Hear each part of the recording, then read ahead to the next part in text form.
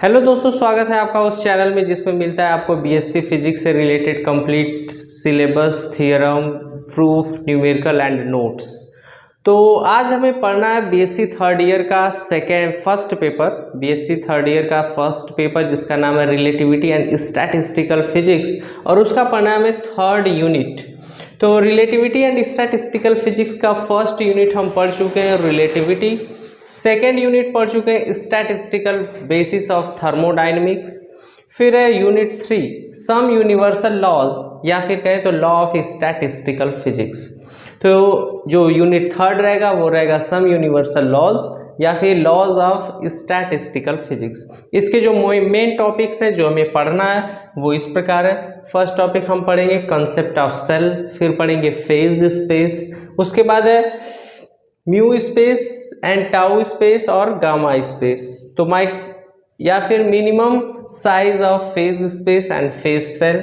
उसके बाद पढ़ना हमें इंपॉर्टेंट टॉपिक है ये वन डायमेंशनल हार्मोनिक ऑसिलेटर, फिर है free particle, equilibrium between two system in thermal contact, तो equilibrium between two system in thermal contact. उसके बाद है probability and entropy of system, फिर है इंसेम्बल्स, 3 इंसेम्बल्स हमें पढ़ने, ये हो गया इंसेम्बल। फिर है statistical interpretation of second law of thermodynamics, फिर है बोल्ट्जमैन कैनोनिकल डिस्ट्रीब्यूशन लॉ, फिर partition function, degree of freedom, और फिर है last principle of equipartition of energy या फिर equipartition of energy.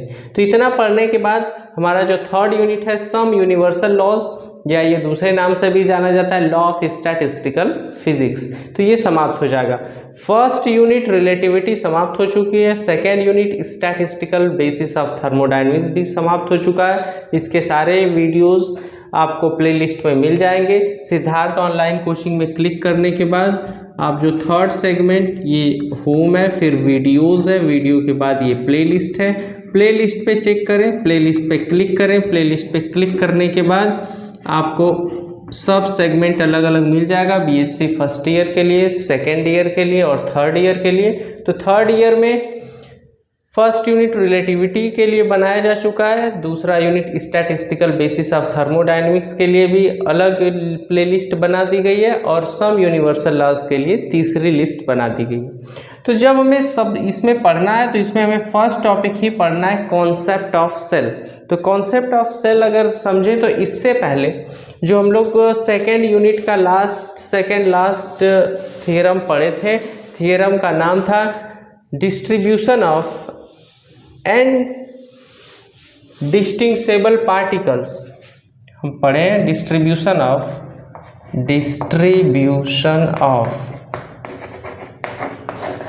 And distinguishable particles,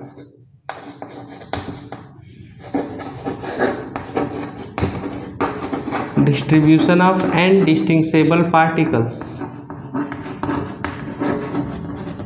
इनके अनइक्वल साइज कंपार्टमेंट, इनके अनइक्वल साइज कंपार्टमेंट। तो अनइक्वल साइज के जब कंपार्टमेंट होते थे तो उनके लिए इक्वल प्रायोरी प्रोबेबिलिटी फॉलो नहीं होती थी, जिसके लिए क्या किया जाता था कि उस कंपार्टमेंट को छोटे छोटे सेल्स में, या जिन्हें कहें उन्हें सब कंपार्टमेंट में डिवाइड किया जाता था, जिसमें हर छोटे जो इक्वल पार्ट बने हुए थे, सब कंपार्टमेंट्स बने हुए थे, उन्हें कहा गया सेल। मतलब distribution of and distinguishable particle में जबकि अनइक्वल साइज के कंपार्टमेंट होते थे तो हर कंपार्टमेंट को छोटे छोटे इक्वल सेल्स में डिस्ट्रीब्यूट किया जाता था, डिवाइड किया जाता था। तो डिवीज़न के बाद जो छोटे छोटे सेल्स बनते थे उन्हें कहा गया है सेल, या सब कंपार्टमेंट जो बनते हैं डिवीज़न के बाद उन्हें कहा गया सेल। तो अब सेल होगा क्या? सेल की अगर डेफिनेशन लिखें तो, या फिर एक बार डायग्राम से समझ लें, तो इस प्रकार से कंपार्टमेंट्स बनाए गए थे। कंपार्टमेंट्स अगर बनाए गए थे तो इसका एरिया मान लिया गया ज़्यादा है, इसका एरिया देखें तो इतना है, इसके एरिया की बात करें तो मान लिया गया ये इसका एरिया इतना है, फिर इस प्रकार से आगे इसका एरिया इतना है। तो ये हो गया फर्स्ट कंपार्टमेंट, ये हो गया फर्स्ट कंपार्टमेंट, ये हो गया सेकंड कंपार्टमेंट, ये हो गया थर्ड कंपार्टमेंट, ये हो गया फोर्थ कंपार्टमेंट, ऐसे के कंपार्टमेंट इसमें बना लिए गए। तो इसमें सबके लिए इक्वल प्रायोरिटी प्रोबेबिलिटी फॉलो नहीं हो रहा है, जिसके लिए इन्हें सब कंपार्टमेंट्स में डिवाइड किया जाएगा। तो सब कंपार्टमेंट में अगर डिवाइड करें तो छोटे छोटे कंपार्टमेंट में इसे डिवाइड कर ले रहे हैं।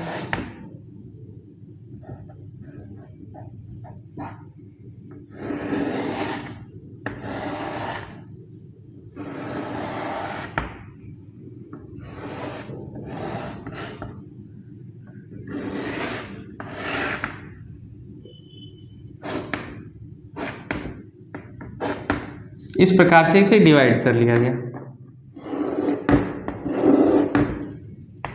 जो कंपार्टमेंट छोटे छोटे कंपार्टमेंट बने हैं उन्हें सेल कहेंगे और उनका जो एरिया रहेगा वो रहेगा इक्वल। तो अब फर्स्ट कंपार्टमेंट जो यहाँ से यहाँ तक था, इसमें देखें तो इसमें बन गए 1 2 3 4 5 15 सेल्स बन गए। इस फर्स्ट कंपार्टमेंट में बन गए 15 सेल्स, जिन्हें हम रिप्रेजेंट करते थे G से, और फर्स्ट कंपार्टमेंट की सेल को लिखते थे G1। ऐसे ही सेकेंड कंपार्टमेंट इसकी बात करते हैं, तो इसमें अगर देखें तो 1 2 3 4 इंटू 2 8, इसमें बन गए 8 सेल्स, और इन 8 सेल्स को लिखते थे हम G2 से। तो इसके लिए G2 इज इक्वल टू हो गया, सेकेंड कंपार्टमेंट के नंबर ऑफ सेल्स को G2 से लिखेंगे और इसकी वैल्यू है 8। थर्ड कंपार्टमेंट को अगर देखें, थर्ड कंपार्टमेंट ये है, इसमें नंबर ऑफ सेल्स की बात करें तो 1 2 3 4 5 6 7 8, इसमें भी G3 number of cells in third compartment, इसकी वैल्यू है 8 सेल्स। और इसके बाद फोर्थ कंपार्टमेंट की बात करें तो 1 2 3 4 5 या 15, इसमें भी 15 सेल्स हो गए, तो G4 की वैल्यू हो गई 15।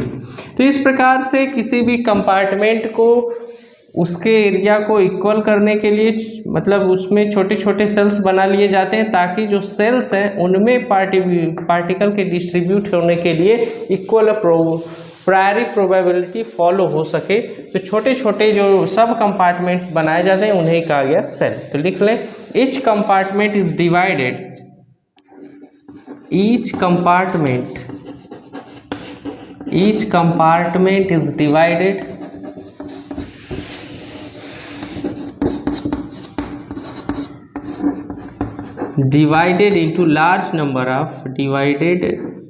into large number of sub compartment into large number of sub compartments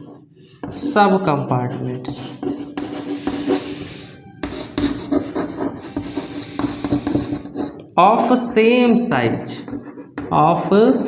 size, sub compartment of same size, which are called cells, जिन्हें कहा जाता है cells, which are called cells। तो कंसेप्ट ऑफ सेल हम समझ गए। अनडिस्टिंग्विशेबल पार्टिकल को जब डिस्ट्रीब्यूट करना था तो अनइक्वल साइज के कंपार्टमेंट्स दिए गए थे। इन अनइक्वल साइज के कंपार्टमेंट को छोटे छोटे सब कंपार्टमेंट में डिवाइड करना था, और इस प्रकार डिवाइड करना था कि जो सब कंपार्टमेंट बन रहे हैं सबका जो एरिया है वो बराबर रहे, सबका जो साइज है वो बराबर रहे। तो इस प्रकार जो छोटे छोटे सेम साइज के सब कंपार्टमेंट्स बनते थे उन्हें ही कहा गया सेल। तो कंसेप्ट ऑफ सेल यही है कि each compartment is divided into large number of sub compartment of same size which are called cells. Next heading जो इसमें नेक्स्ट टॉपिक था वो था फेज स्पेस। अब बात करते हैं एक और टॉपिक की जिसका नाम है फेज स्पेस। तो फेज स्पेस में दो सिस्टम लिए जाएंगे, एक स्टैटिक और एक डायनेमिक। स्टैटिक सिस्टम में अगर किसी पार्टिकल की पोजीशन को डिस्क्राइब करना हो तो हमें तीन चाहिए पोजीशन कोऑर्डिनेट्स। पोजीशन कोऑर्डिनेट्स हैं एक्स वाई जेड, तो इन्हें कहा जाएगा पोजीशन स्पेस। पोजीशन स्पेस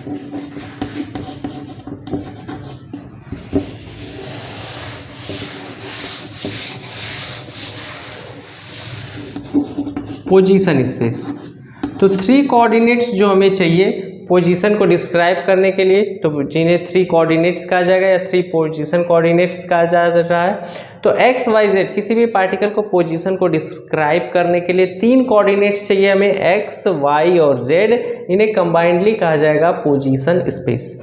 अब दूसरा जो सिस्टम जो डायनेमिक सिस्टम है जिसमें पार्टिकल मोशन में है, पार्टिकल अगर मोशन में है तो उसका मोशन एक्स एक्सिस के अलॉन्ग भी है, वाई एक्सिस के अलॉन्ग भी है और जेड एक्सिस के अलॉन्ग भी है इधर की ओर। अगर पार्टिकल इस प्रकार से मूव कर रहा है तो तीनों डायरेक्शन में मूव कर रहा है, तो तीनों डायरेक्शन में उसकी अलग अलग वेलोसिटी होगी। तो अलग अलग वेलोसिटी है तो अलग अलग उसका मोमेंटम होगा, मोमेंटम मतलब मास इनटू वेलोसिटी। तो अब उसके बाद इसके लिए अगर किसी भी पार्टिकल के मोमेंटम को रिप्रेजेंट करना हो तो 3 मोमेंटम होंगे, एक एक्स एक्सिस के अलॉन्ग, दूसरा वाई एक्सिस के अलॉन्ग और तीसरा जेड एक्सिस के अलॉन्ग। और इन्हें कहा जाएगा 3 मोमेंटम कोऑर्डिनेट्स है। किसी भी पार्टिकल के मोमेंटम को बताने के लिए 3 मोमेंटम कोऑर्डिनेट्स की आवश्यकता है, p x, p y, p z, और इन्हें कंबाइंडली कहा जाता है मोमेंटम स्पेस। Momentum space.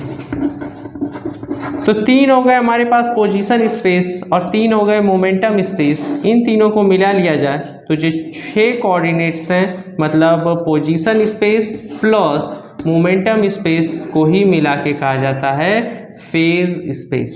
तो इसे पढ़ना है हमें अगले लेक्चर में, वहाँ डिटेल में पूरा फेज स्पेस आप पढ़ेंगे कि स्टैटिक सिस्टम क्या है, डायनेमिक सिस्टम क्या है, कैसे पोजीशन स्पेस बन रहा है, कैसे इसका मोमेंटम स्पेस फाइंड कर रहे हैं और उसके बाद फिर पूरा फेज स्पेस होता क्या है। तो मिलते हैं दोस्तों अगले वीडियो में। Thanks for watching.